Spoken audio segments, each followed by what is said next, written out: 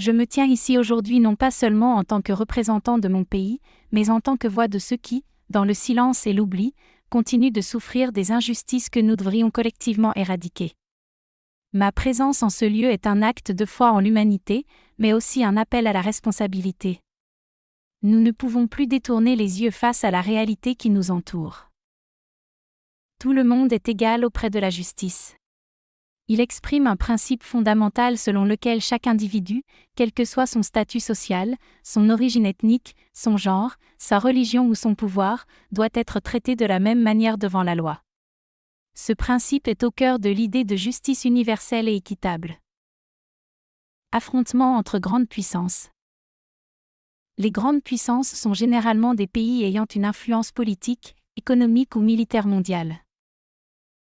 Lorsque ces puissances s'opposent, que ce soit directement ou indirectement, elles peuvent entrer en confrontation dans diverses régions du monde. Ces affrontements peuvent être de différentes natures, économiques, guerres commerciales, sanctions, militaires, conflits armés, guerres par procuration, ou diplomatiques, blocages dans des négociations internationales. Chaque grande puissance agit souvent selon ses propres intérêts stratégiques, qu'ils soient économiques, idéologiques ou sécuritaires. Ces affrontements provoquent que les régions touchées par des conflits deviennent instables, ce qui décourage les investissements, freine l'éducation, et met en péril la santé publique, ce qui nuit gravement à leur développement à long terme. Comme le Sahel. Il appelle à la responsabilité des puissances mondiales afin d'éviter que leurs conflits n'aggravent les situations locales, et plaide pour la paix et la non-ingérence dans les affaires régionales. Il appelle aux Nations Unies de prendre pleinement sa responsabilité car les conflits actuels sont souvent brutaux et indiscriminés, ne faisant pas de distinction entre combattants et civils. Les enfants, qui représentent l'un des groupes les plus vulnérables, sont fréquemment les premières victimes des violences. Que ce soit à travers les bombardements, les massacres, ou l'enrôlement forcé dans des groupes armés, ils subissent directement les conséquences des guerres. Les infrastructures civiles essentielles, comme les hôpitaux, les écoles, les routes, et les systèmes d'approvisionnement en eau et en électricité, sont souvent ciblés ou détruites dans les conflits. Cela paralyse le fonctionnement de la société et rend la vie quotidienne insupportable pour la population locale.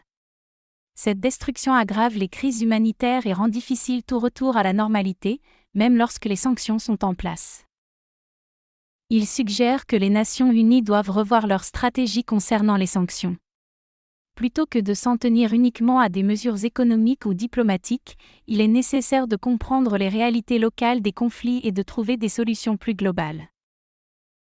L'idée que tout le monde est égal devant la justice est un pilier de la démocratie et de l'état de droit. Elle garantit que chaque personne soit traitée avec dignité et équité, et que la justice soit rendue de manière impartiale. Cependant, dans la pratique, ce principe peut être mis à l'épreuve par des biais sociaux, des inégalités économiques ou des abus de pouvoir, mais il reste un idéal vers lequel toute société doit tendre. Je me tiens ici aujourd'hui non pas seulement en tant que représentant de mon pays, mais en tant que voix de ceux qui, dans le silence et l'oubli, continuent de souffrir des injustices que nous devrions collectivement éradiquer. Ma présence en ce lieu est un acte de foi en l'humanité, mais aussi un appel à la responsabilité. Nous ne pouvons plus détourner les yeux face à la réalité qui nous entoure.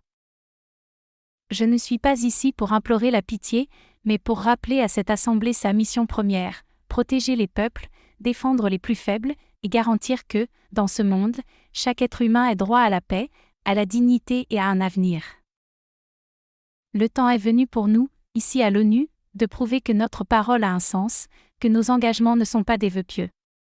Nous avons tous la responsabilité de bâtir un monde meilleur, et cela ne pourra se faire qu'en agissant avec courage, justice et humanité. Si cette vidéo vous a plu, n'hésitez pas à laisser un like, à vous abonner à la chaîne, et à nous dire en commentaire ce que vous pensez de ce discours de cet homme courageux. À très bientôt pour une nouvelle vidéo passionnante.